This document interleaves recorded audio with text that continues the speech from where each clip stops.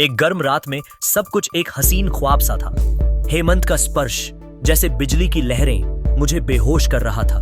उसकी उंगली मेरे पैर पर आई, एक नरम दबाव, जैसे वह मुझे पूछ रहा हो। मेरी इच्छाएं मुझ पर हावी हो रही थीं। धीरे धीरे उसने मुझे अपनी बाहों में भर लिया। उस पल सब कुछ और हर बंधन छूट गया।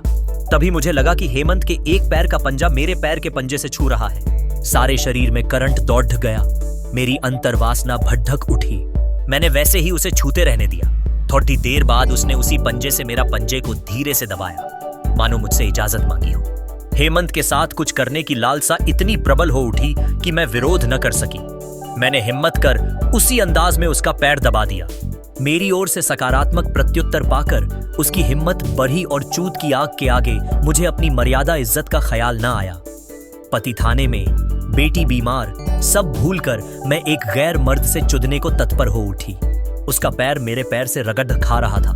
वो अपने पैर से मेरी साधी ऊपर कर रहा था। जुदाई की आग में मैं अंधी हो गई थी और मजे ले रही थी।